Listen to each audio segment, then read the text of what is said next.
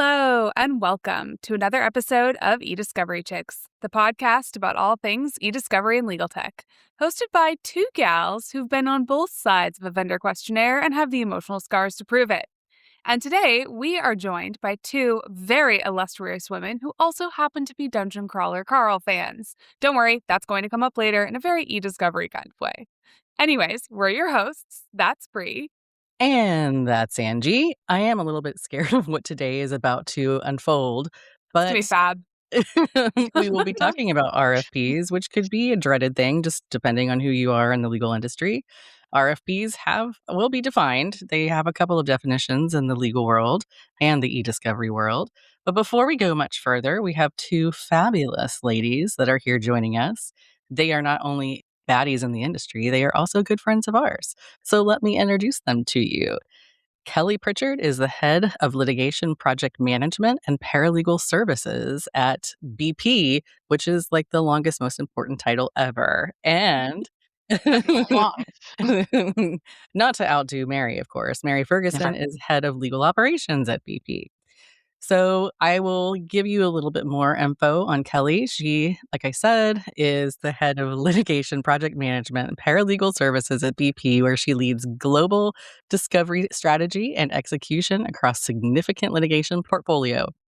With a background in trial litigation and more than 24 cases under her belt, she brings deep practical experience to managing complex, data-intensive matters.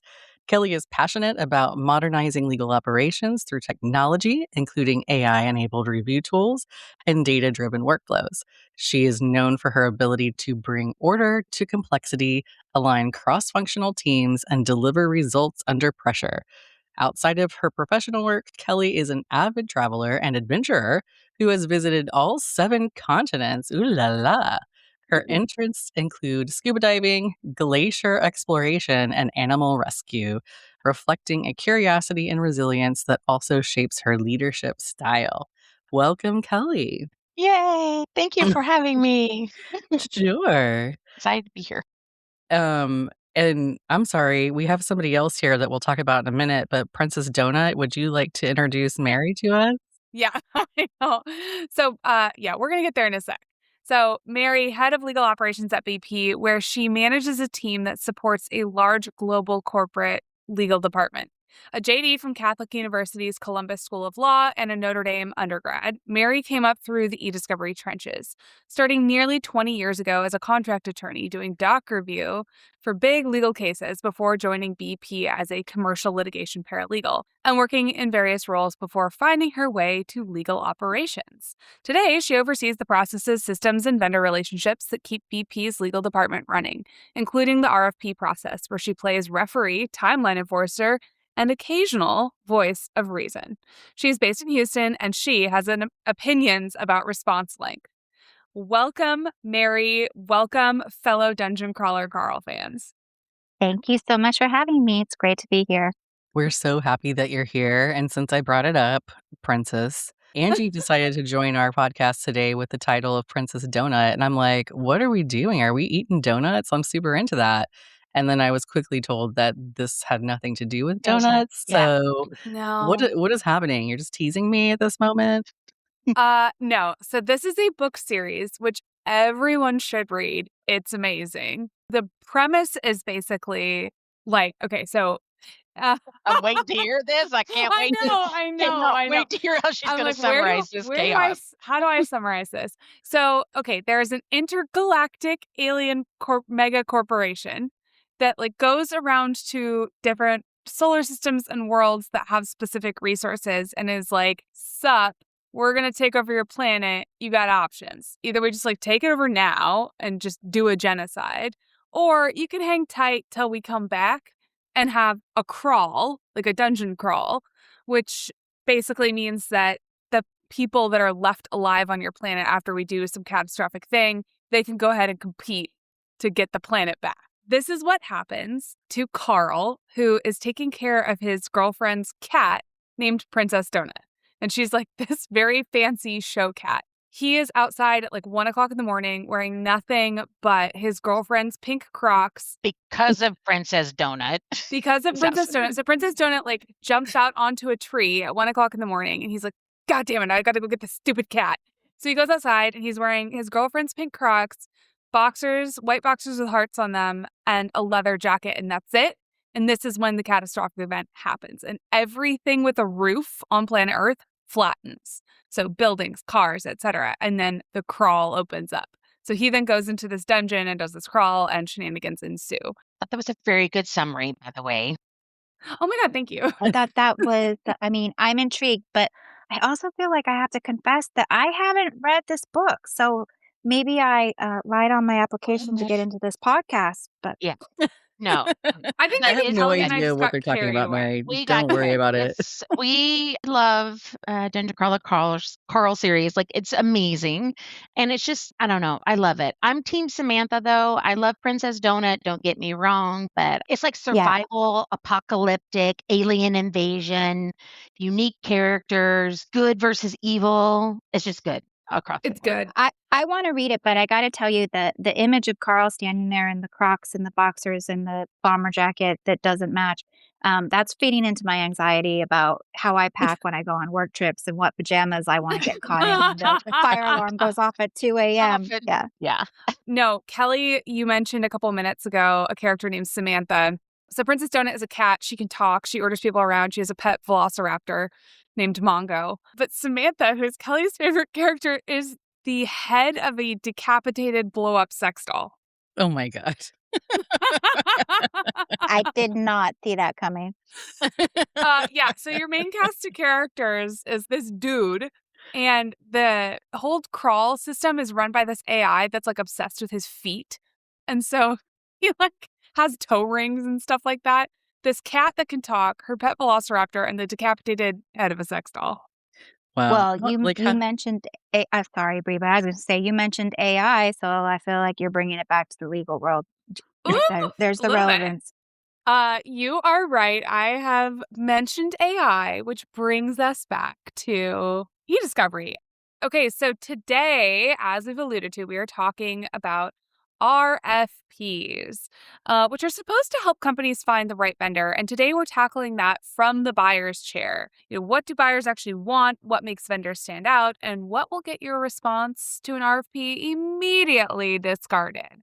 So with that intro, we're going to dive right in, and we're going to start by talking about just kind of RFP 101, what they are, why they exist, and the many flavors that no one warns you about. Yeah. And most importantly, I think we need to define this bad boy, because if you're somebody, especially if you're somebody who works with legal service providers or vendors in the legal tech industry, and if you're somebody who's like a paralegal who's more legal minded, you might be thinking about two different things when we say RFP. So Kelly, I know that you have been working with RFPs of all sorts and sizes over the years. So how about you give us a good definition? What do we mean by RFP in our conversation today? And why do they exist at all? I will say, when you a couple of months ago asked about doing this podcast, I just think for clarity, when you said RFP, I immediately went to request for production and thinking about data request. So appreciate the clarity. And I think for those on this podcast, many probably know, but we're going to talk about request for proposals today. And more for me in the e-discovery world, like what is an RFP when it is relating to e-discovery? So really it's that formal document, right? Like that an organization or corporation can use to basically shop for like e-discovery software or service providers. For me, it's kind of that lever that we pull. You know, within e-discovery, there's a lot of high risk. It's expensive. It's honestly many times technically complex. So you really do need to go into the grocery store or whatever and see what you can get and see what the offerings are. An RFP is when we'll send out a questionnaire to a vendor or provider asking for details about products. What are your offerings? What are your skill sets? What tools do you have available? Looking for pricing, because that's a big driver, like for a lot of us. You know, can we afford what you're offering? And then capabilities. What can you actually do for us. And then for me, I'm just going to add on a little piece here because it's important. I love this. It's also what people are you bringing to the table, which I think sometimes gets lost, right? Like we can do this and we can do this. That's fabulous. Love that. But who is doing that is what I want to know as well. I think one other thing I want to point out is that both the person requesting or putting the RFP out, and I think the people responding, the vendors responding, like what kind of RFP is it? Is it short term, just a short term project? Is it what I call we're creating a family? Like with our vendors, we are family. I know their family, they know my family. So, like, what are you really looking for? Is it that short term, long term? Are we building a lasting relationship? Yeah. That's a super helpful definition. And Mary, I'm going to flip it to you now. So, from where you sit, kind of overseeing the process at a pretty high level, what does the RFP process actually look like inside a large organization like BP? Because I think people on the vendor side picture maybe a single decision maker, and the reality sounds a lot more complicated than that. Right. So sitting in legal ops, I have experience with the RFP process from start to finish, and I've learned that there's a lot more going on behind the scenes than people realize, or that most people realize. So just like you're saying, Angie, if there's a small discrete matter or like a low risk, low value RFP, then there might be one person publishing the RFP and one person reviewing and making the decision, and they might not have very much process to go through. But when you're dealing with a really risk, high value, big profile RFP, like maybe you want to identify like preferred vendors for several years and you're going to have that long term relationship that Kelly was alluding to, then there might be a lot of process and a lot of players behind the scenes, right? You might have a legal team, not just one person, but a team.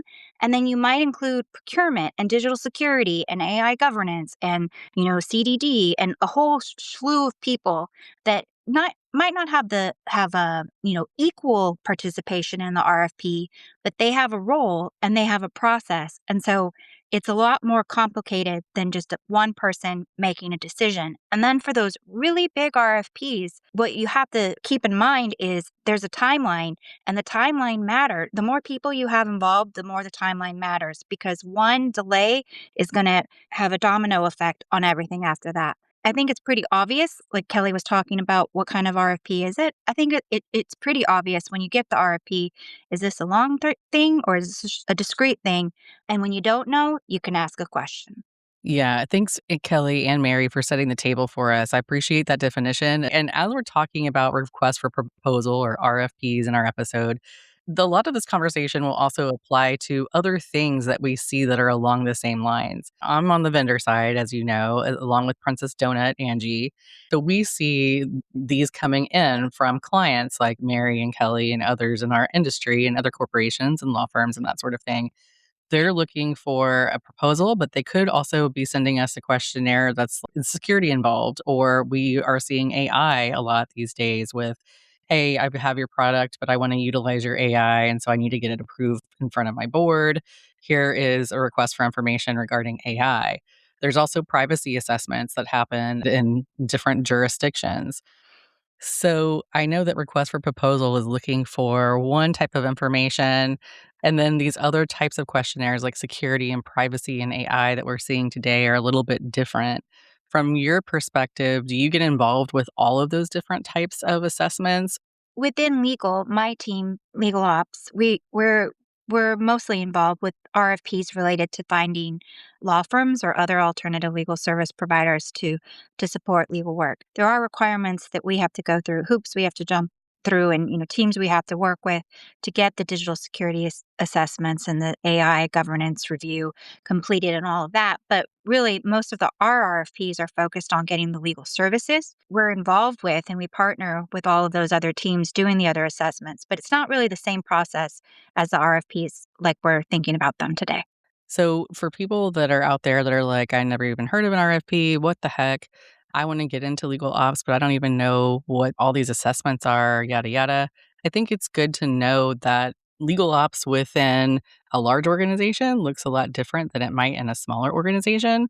And some of our That's smaller clients, you might have legal ops that handles all those different kinds of assessments.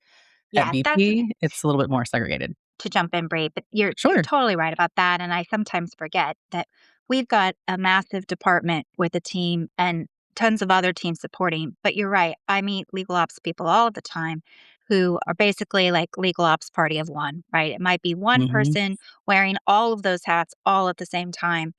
So it really just depends on the size of your organization and then how, of course, how they've structured things.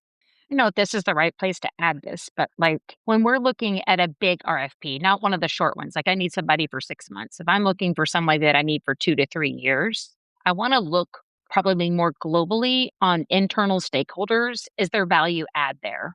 And is there security, the digital security piece? Like, do I need to have them at the table? Who's going to be helping making some of these decisions? Do we, compliance? Like, I think it is helpful just to think about, okay, I'm going to be collecting data, but yes, I need them to help us collect data and host data. And with that comes complexity internally for larger corporations.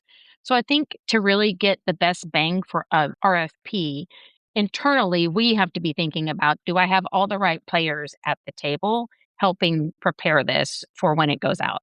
What you just said reminded me because we're here and we're pulling back the curtain, right, to talk about what goes on behind the scenes. I think a lot of people don't realize how much process we have to go through to use a new vendor or business partner or firm when we're at a big company. Different alternative legal service providers reach out to me all the time to ask if we're interested in trying a pilot and we can just set something up really quickly and we can give it a whirl. Ugh, But they yeah. don't seem to understand that we don't have the freedom to do that, right? We have to go through all of this process and check all the boxes and dot all the I's and cross all the T's before we start giving companies access to our data or network. Yeah, I think at a bigger corporation, there's way more process than people realize. Yeah, and that's part of the purpose of this episode is to sort of peel back that curtain and tell our listeners what's happening behind the scenes, which kind of leads me to the next segment of today's discussion, which is some of your pet peeves as the client side. So for this next series of questions, I want you, Mary and Kelly, to call out what vendors and other clients do wrong or that like annoys you. And then Bree and I are going to do a little bit of playing the devil's advocate now that we're both on the vendor side. Let's start by talking about how you filter out the fluff. Because Kelly, in our prep discussion for this episode, you mentioned that you can tell almost immediately whether a response was generated by marketing, Copilot, or somebody who actually knows the topic. So what are the tells and what does a low quality response look like in the first place?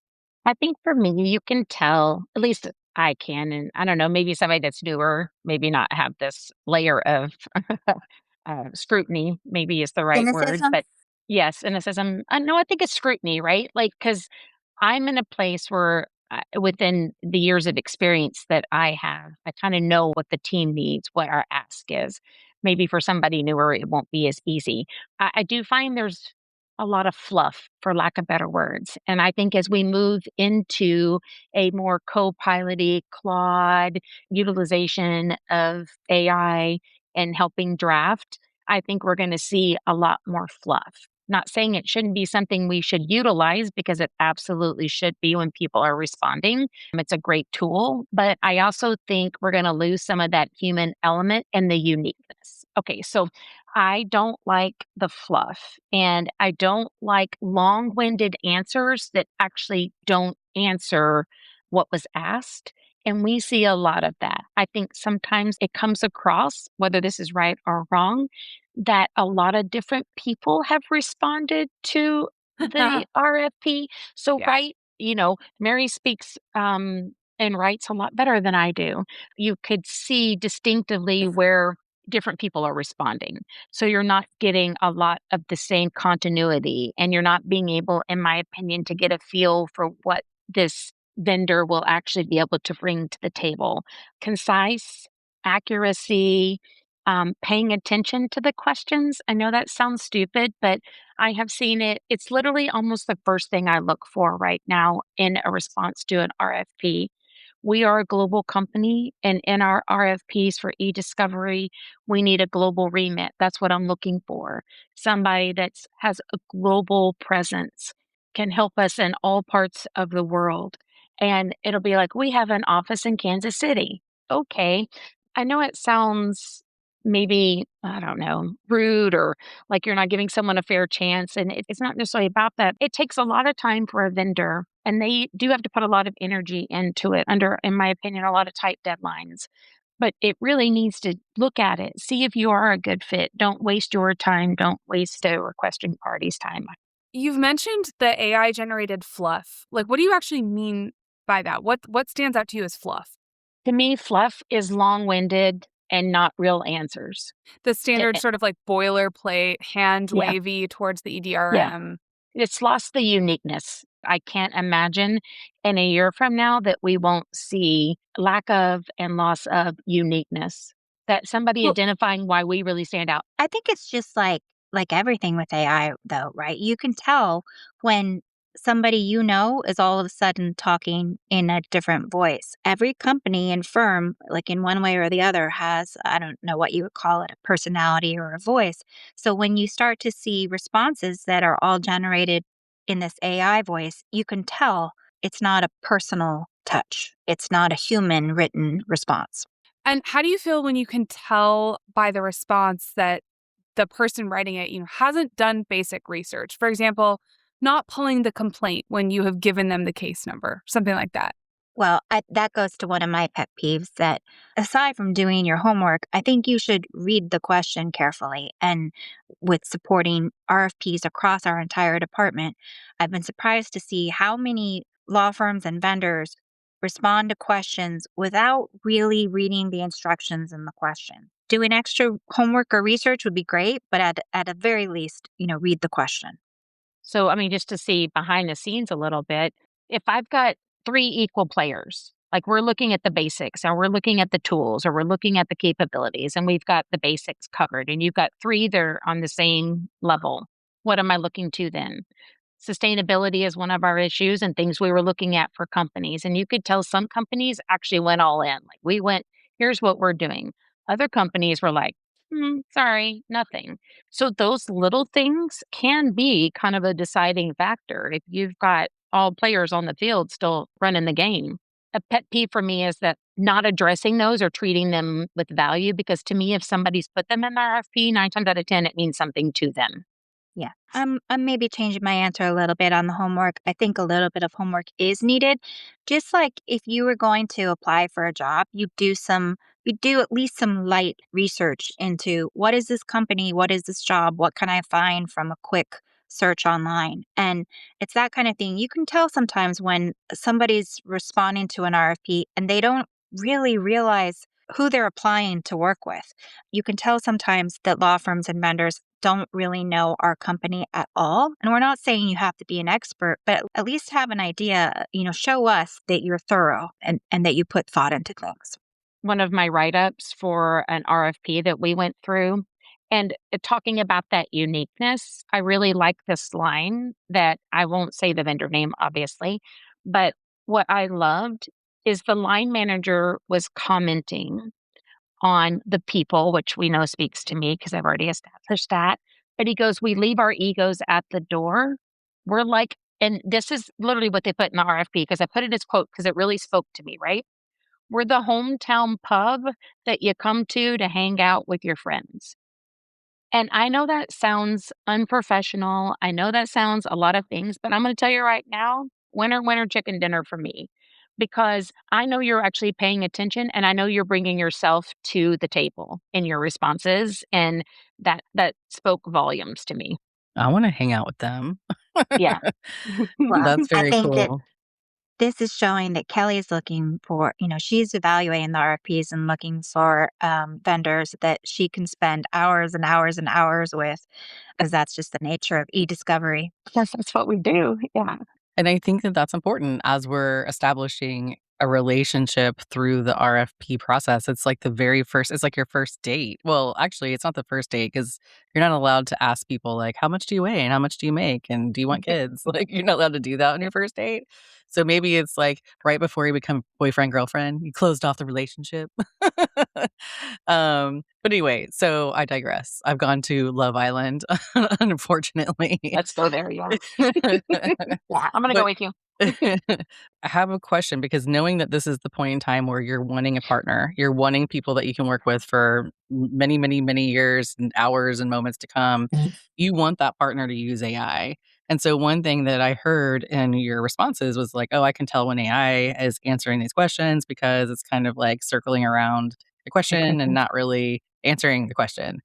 Where does the balance for you guys? Because I'm sure you would want your whoever's responding to be smart with their time, knowing that they get hundreds of RFPs and they're trying to be Sure. efficient too. Yeah. What does that balance look like for you?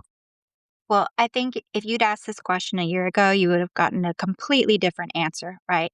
I mean, when we were talking about AI, the use of AI in responding to RFPs earlier, I think the point for me was you've got to have somebody that proofreads all of the response to make sure you've got your law firm or your vendor's authentic voice, right? It can't just be copy and paste from Copilot. But to answer your question about, what's the balance with AI, I think we're definitely looking for law firms and vendors that are using AI because if they're not using AI, they're getting behind the curve. So we want all of our business partners to use AI, but again, we want to see that they're using it well, which means they are proofreading and making sure it speaks to them. I'm just going to get down in the weeds, for lack of better words, because I love what Mary just said, because I would absolutely agree with that. Yes, we utilized in our response to RFP, blah, blah, blah, when we outlined the thousands of, matters that we worked on and the complexity, we've utilized AI to pull this little summary together for you. We've utilizing Gen AI to review millions of documents, and this is how we're doing it, and we see the value in it. But where I think it's going to be easy because RFPs are burdensome to vendors, they're going to utilize that for their written responses. And I see that being the place that that fluff is going to come in. So, not the utilization. You've got to tell us that. Like, we got to have it. We want it. We want it more than anything. Just be careful in responding to make sure you're not losing you and who you are. So here's something I want to push back on a little bit from the vendor side because I think this might explain some uses of AI. We sometimes get these really long RFPs with really short turnaround times from clients who we suspect are never going to pick us, for one reason or another. They just maybe need to check a "we got 3 bids" box. So is that a real thing? Yeah, it's definitely a real thing. I'm not going to say in all instances clients are checking a box and that's why they're inviting some of the participants, but there are instances where there is a process and a client has some sort of requirement that they need to meet. So, say they have to invite a certain number of vendors or firms. So, of course that means that you're going to be invited more often if you're working with those clients because they've got numbers to meet. I don't necessarily think that's a bad thing. Like, I can understand from a vendor's perspective that that's frustrating that you keep getting invited to things and over and you have to go through the work of responding and you might not be getting it. But if that happens once or twice, you've got an opportunity to ask for feedback of, why am I getting invited? Why am I not getting the work? What can I do to be a real contender to get this work? Or how can we have more transparency about what's going on? It just opens up the door for communication. So I think too, this is where that we talked about earlier, that internal stakeholders piece comes in. Maybe it's you only experience this with the larger companies when they're trying to get all the stakeholders to align and get it out the door, for lack of better words, get the RFP out there. I think sometimes we see backlog on our end, at least I do, with trying to get all the people at the table to make decisions before we can press go. But we've got a deadline that they may not be driving, but we got to get their buy in. It's interesting. I actually asked some vendors about this because, and I got to tell you, there was a lot of annoyance, and I appreciated the feedback. I was really surprised. I didn't trust some of it. Not that I didn't trust the vendors, but I was like, really, is it this egregious? And 75% of RFPs result in no new work. And I found that to absolutely be like, oh, wow, this is a huge ask, which I'm very excited for this information and this podcast, E-Discovery Chicks Rock, because it's going to make me be way more diligent in what I'm going to put out in our next RFP, because I'm going to be way better because of this and because of those conversations. But it is interesting to me. I think there's a lot of vendors with some unique ideas about how to approach RFPs and RFIs. And is it just a price point that you're looking for? And I think there's some learnings across the table that can make all this a lot better. I really do. So I do think this is a great platform for us all to be better because we're learning from, what your expectations are on the client end, what we're seeing from the vendor end. And Kelly just brought up the term RFI, which we really didn't talk about previously, but what that is request for information. And I do personally love it when a client will send this first. It's kind of like online dating. If you're like, hey, I'm absolutely going to have a girl or a guy. These are my fundamentals. You have to have blue Red Dungeon eyes or Crawler Carl. you have Thank to know you. what Princess Donut is. In the next RFP. Right. So if there's non-negotiables, that's part of what that RFI is. And it's a much shorter process. So it's not as burdensome to the vendor and not as burdensome to the client either. And they can kind of weed it out to the top contenders. I'm so glad that you're defining what RFI is because I work with lawyers who've been in the industry for decades and they still don't know the difference between an RFI and an RFP. I'm going to get in trouble Yeah. for saying that on the air. These are not things we've really carefully distinguished in the past. And now they're coming up more often because so many companies have a requirement for a competitive process. You just described, Bree, how an RFI can be a lighter touch than an RFP. But going back to Kelly's example earlier, where a firm says, oh, we've got an office in Kansas City. I mean, an RFI is a great way to find out if a firm has an office in the obscure little town that you're looking for without making somebody go through all the effort of answering all the other questions. I want to bring it back to the vendor side a little bit because sometimes it feels like we're navigating a process that is almost designed to constrain us, which kind of makes it hard to bring forth that uniqueness sometimes. So, Bree, I actually have a question for you. What are the actual pain points that vendors deal with when responding to RFPs? I mean, I guess not all vendors are the same. So I can speak from my own personal experience. So don't shoot me if you have a different process.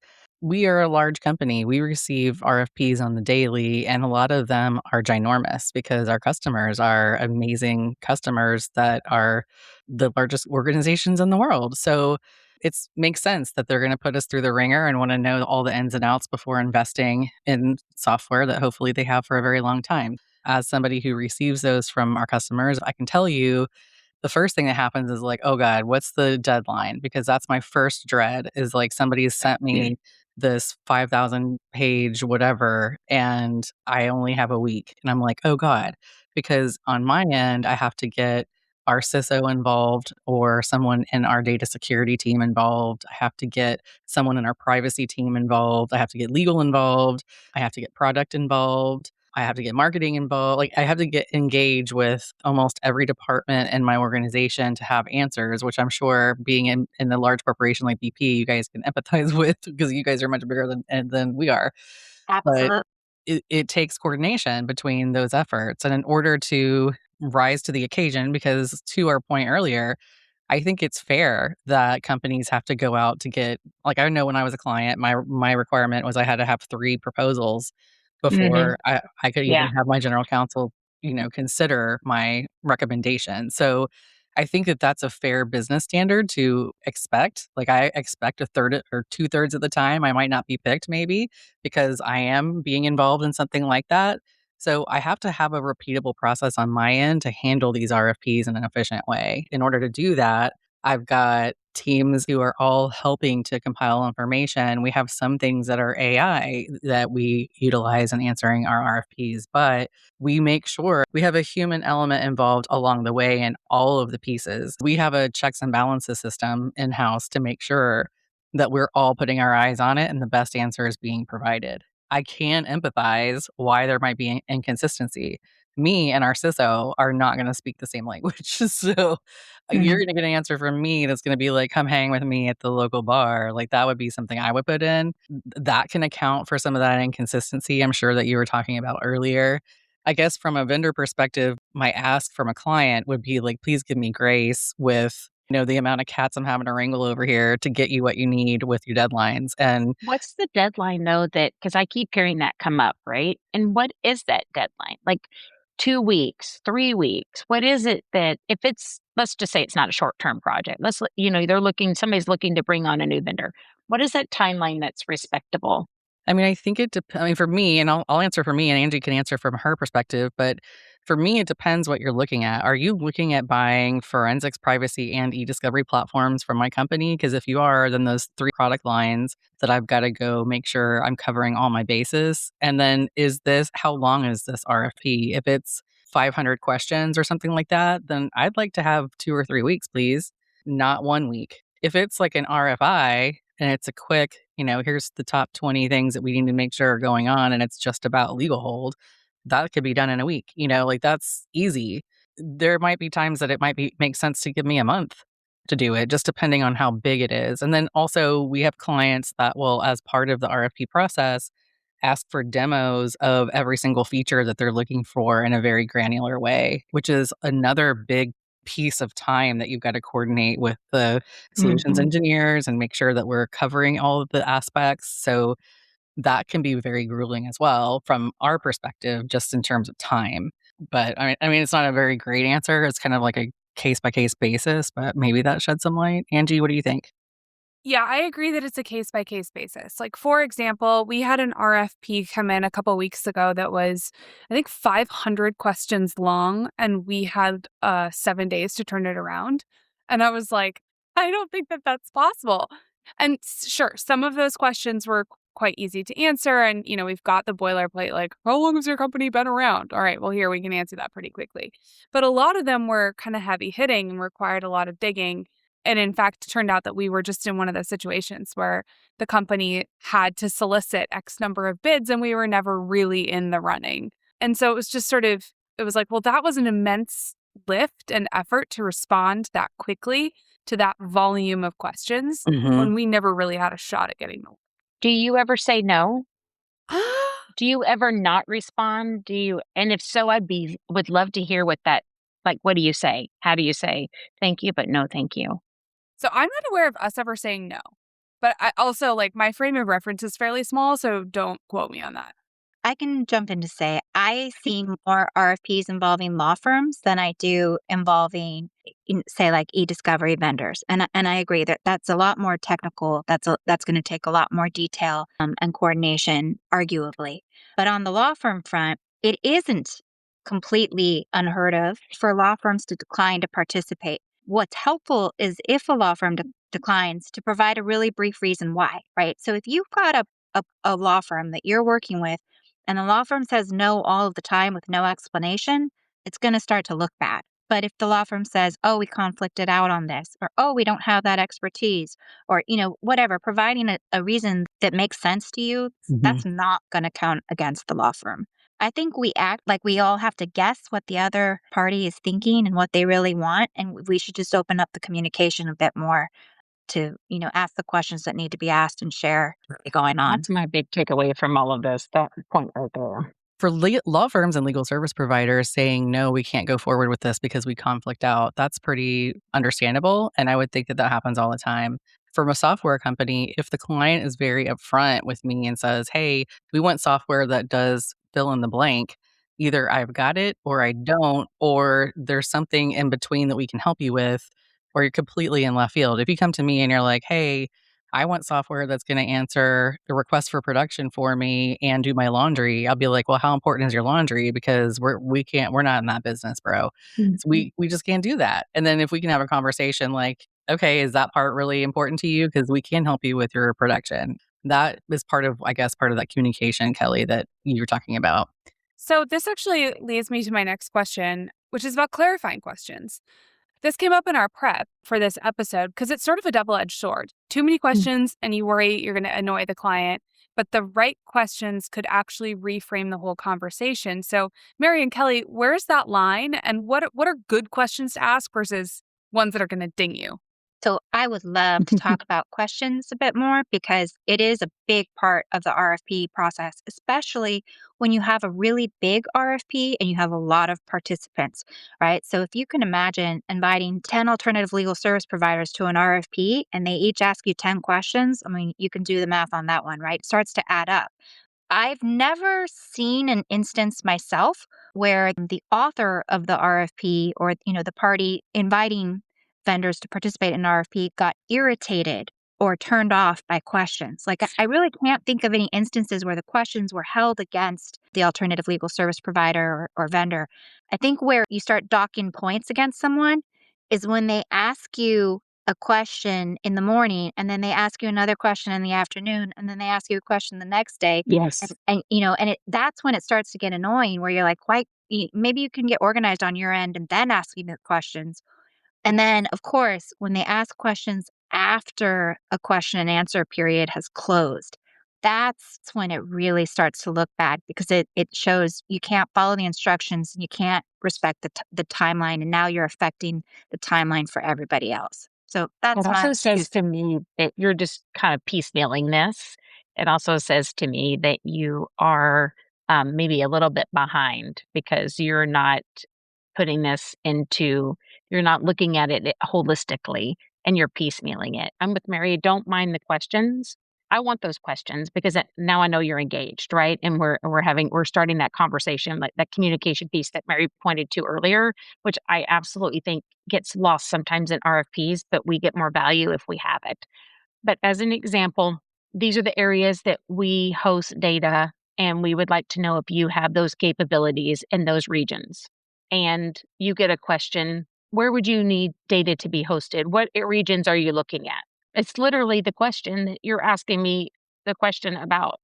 I've identified in the RFP, here's the regions that we're in. And now you've sent me a question asking me the same question that I'm asking you. Yeah, this goes back to what we said earlier, Kelly. If people don't read the instructions and they don't read all of the questions, that is when it gets annoying. Say, Yeah. read it all twice before you ask a question.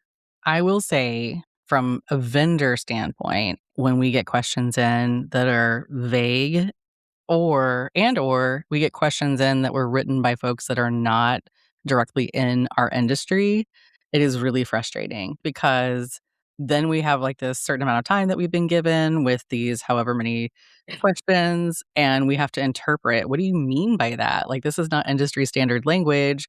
When you say whatever it is, do you mean this function? Because we're not real sure. And so that causes a lot of back and forth and loss in time as teams are like, well, what do they mean by that? And that's really vague.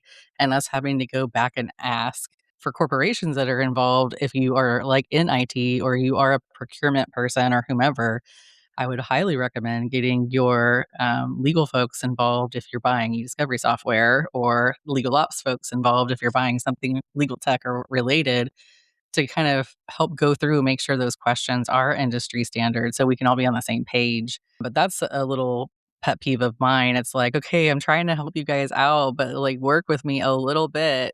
Like, I need to understand That what you need from me.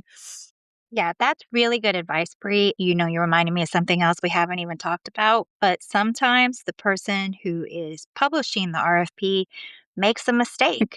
And that gets revealed in the Mhm. questions. So if you've got a participant in the RFP with sharp eyes who spots the mistake and asks for a clarifying question, that is a point in your favor. So I wouldn't hold back with those. I 100% agree with that, and I love it because I've many a time looked at a coworker and been like, "Who put this question in?" They're like, "You did." And I'm like, "Oh, heck."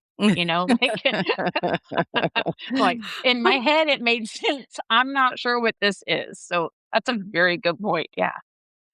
So I guess to try to help the vendors out there who are answering RFPs and trying to respond in a way that makes sense for the client, what advice do you guys have? And Kelly, I know you've given some really cool examples in our conversations in the past about things that you've seen in response to RFPs that you're like, yes, that's exactly what I'm looking for. That's exactly what I need.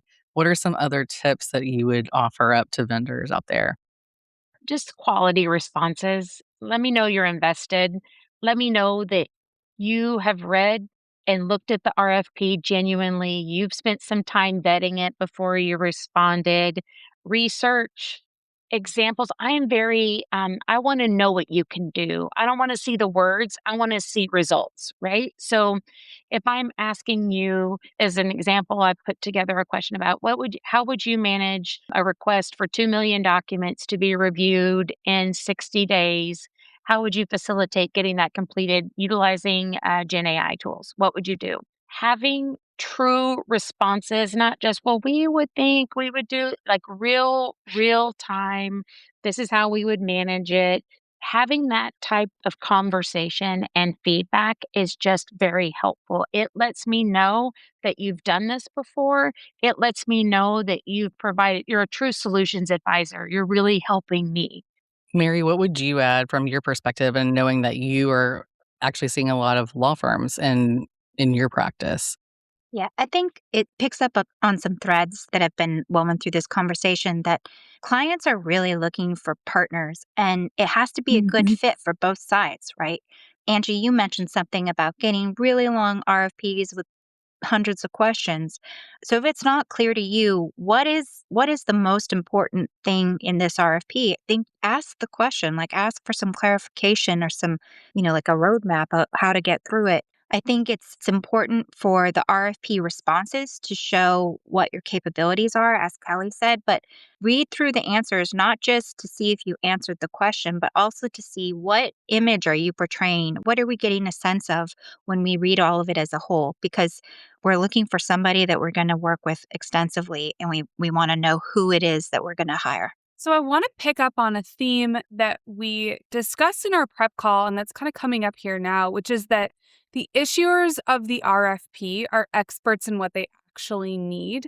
So, Kelly, I know in our prep call you said something that stuck with me, which is the issuer of the RFP, as the expert, has accountability to be specific Hmm. about what they need.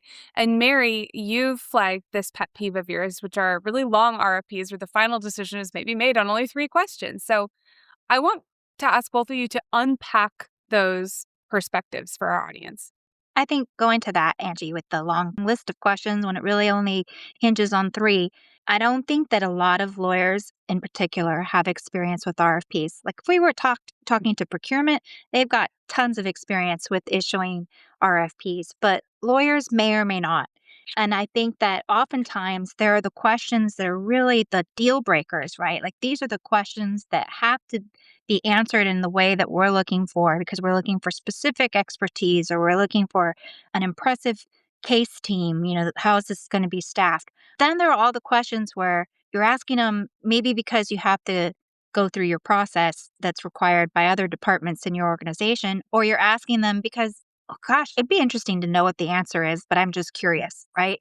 And what I think is a shame is we kind of hide the ball, right? We ask all these questions and we don't really tell you which questions are the most important. So that's where I think we can all do better, but I wouldn't be afraid to use the question and answer period or, to ask for clarification just to try to get a little bit more clarity on what's going on there.